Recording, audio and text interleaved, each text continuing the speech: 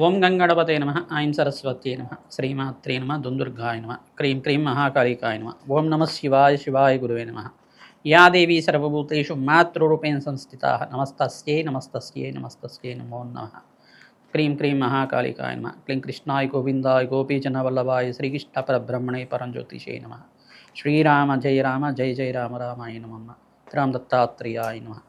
YouTube ప్రేక్షకులకి అందరికీ కూడా నమస్కారం అండి. నేను పాలపర్తి గున్నా శర్మ.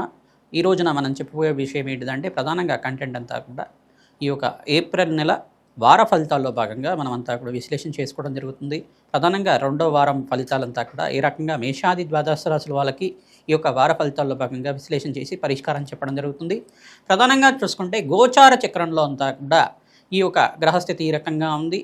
మీనరాశిలో అంతా కూడా అంగారకుడు, శనీశ్వరుడు మరియు బుధుడు యొక్క సంచారం జరుగుతుంది. రాహు యొక్క సంచారం అంతా కూడా కుంభరాశిలో జరుగుతుంది. ప్రధానంగా చూసుకుంటే ఈ వారం మధ్యలో మనకి ప్రధానంగా చూసుకుంటే ఈ యొక్క గ్రహస్థితి అంతా కూడా సూర్య భగవానుడు అంతా కూడా ఈ యొక్క 14వ తారీఖు తర్వాత అంతా కూడా మేషరాశిలో అంతా కూడా సంచారం చేయడం జరుగుతుంది. ఉచ్చస్థానంలో మార్పు జరగడం జరుగుతుంది. ప్రధానంగా చూసుకుంటే ఇక్కడ బృహస్పతి సంచారం అంతా కూడా మిథున రాశిలో సంచారం జరుగుతుంది. కేతు యొక్క సంచారం అంతా కూడా ఈ యొక్క సింహరాశిలో సంచారం జరుగుతుంది.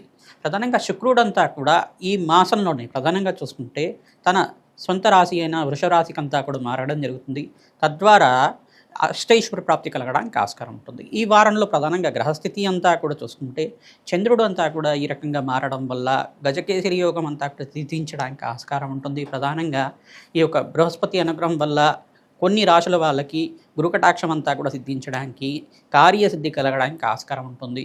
ఈ యొక్క గ్రహస్థితి కేంద్రంగా అంతా కూడా చూసుకుని మేషాది ద్వాదశ రాశుల వాళ్ళకి ఎటువంటి ఫలితాలు వస్తాయి సంపూర్ణంగా విశ్లేషణ చేయడం జరుగుతుంది. మీ వృత్తిరీత్యా, ఉద్యోగరీత్యా, వ్యాపారరీత్యా ఎటువంటి పరిష్కారం ఆచరిస్తే కనుక అఖండ ఐశ్వర్య ప్రాప్తి కలుగుతుంది. ఆకస్మికంగా ధనయోగ ప్రాప్తి కలుగుతుంది.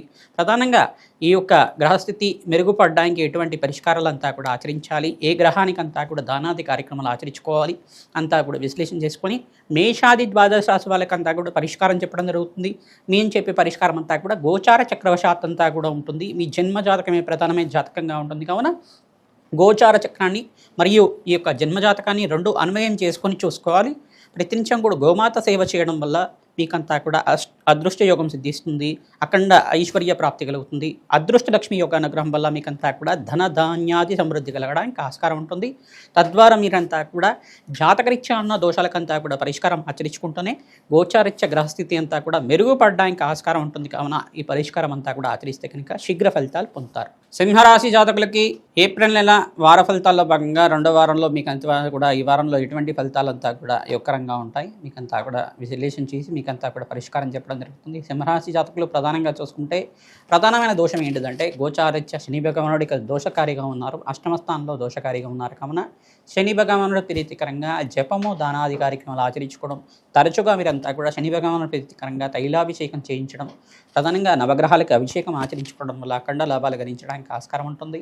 జన్మజాతకంలో ఉండే దోషాలకంతా కూడా పరిష్కారం చేయడం ప్రయత్నం చేయండి. తద్వారా అగ్నికి నవధాన్యాలు సమర్పించడం, నవగ్రహ శాంతి హోమాది కార్యక్రమాలు ఆచరించుకోవడం వల్ల రాధశ్యామల యజ్ఞాతిక్రతలు కానీ, బగలామకి శాంతి హోమాది కార్యక్రమాలు కానీ ఈ మాసంలో మీరు ఆచరించుకోవడం వల్ల అఖండ లాభాలు గణించడానికి ఆస్కారం ఉంటుంది.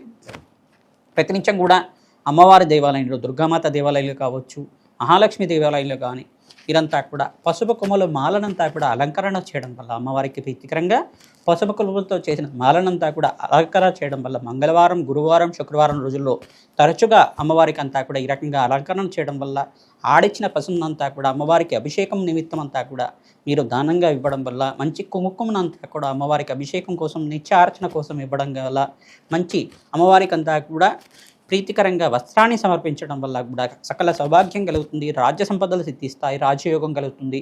గజకేసరి యోగం అంతా కూడా సిద్ధించడానికి ఆస్కారం ఉంటుంది. మీకంతా కూడా అఖండ లాభాలు గణించడానికి ఆస్కారం ఉంటుంది. ప్రధానంగా సింహరాశి జాతకులు ప్రధానంగా రాహుకి, ఈ యొక్క శుక్రుడికి, మరియు ఇక్కడ చూసుకుంటే శనీశ్వరుడికి అంగారకుడికి అంతా కూడా జపాలు దానాలు ఆచరించుకోవడం వారాంతో అంతా కూడా మీకు అంతా కూడా మంచి ఫలితాలు పొందడానికి ఆస్కారం ఉంటుంది. అగ్నికి నవధాన్యాలు సమర్పించడం, గోమాత సేవ చేయడం వల్ల కూడా మంచి ఫలితాలు పొందుతూ ఉంటారు. ప్రధానంగా బీదవాళ్ళకి అన్నదానం చేయడం వల్ల మంచి ఫలితాలు పొందడానికి ఆస్కారం ఉంటుంది. సంఘంలో గౌరవం పెరుగుతుంది. సకల కార్యసిద్ధి కార్య జయం కలగడానికి ఆస్కారం ఉంటుంది. పెద్దల యొక్క సహాయ సహకారాలు తీసుకోవడం వల్ల మంచి లాభాలు గణించడానికి ఆస్కారం ఉంటుంది. నూతన వ్యాపారంలో నూతన వ్యక్తులతో పరిచయం వల్ల మీకంతా కూడా లాభాలు గణించడానికి ఆస్కారం ఉంటుంది. మిత్రుల యొక్క సహాయ సహకారాలు తీసుకోండి, మంచి అవకాశాలు తీసుకుంటాయి. వ్యాపారంలో కావచ్చు, ఉద్యోగంలో కానీ ప్రమోషన్స్ కోసం ప్రయత్నం చేసుకునే వాళ్ళకి అఖండమైన కార్యసిద్ధి కలగడానికి ఆస్కారం ఉంటుంది. ప్రతినిత్యం కూడా గురు కటాక్షం కోసం మీరంతా కూడా దత్తాత్రేయ స్వామి వారికి ప్రీతికరంగా, బృహస్పతికి ప్రీతికరంగా శనగలు దానం చేసుకోవడం వల్ల కూడా మంచి లాభాలు గణించడానికి ఆస్కారం ఉంటుంది. జాతకరీత్యా బృహస్పతి దోష నివారణం అంతా కూడా అవ్వడానికి ఆస్కారం ఉంటుంది. ప్రతినిత్యం కూడా ఈ యొక్క గోమాత సేవ చేయడం, పక్షులకి ఆహారం సమర్పించడం వల్ల కూడా సకల దోష నివారణ అవుతుంది. రావి చెట్టు, వేప చెట్టు దగ్గర మీరంతా కూడా ఆవ నూనెతో దీపారాధన చేసి దేవీ కటకమాల స్తోత్రాన్ని పఠనం చేసుకోవడం వల్ల 11 ప్రదక్షిణాలు కానీ, 24 ప్రదక్షిణాలు కానీ, 27 ప్రదక్షిణాలు కానీ ప్రతినిత్యం కూడా వృక్షరాజానికి అంతా కూడా ప్రదక్షిణాలు చేయడం వల్ల అఖండ లాభాలు గణిస్తుంటారు. తద్వారా నకారాత్మక శక్తి నివారణ అవుతుంది.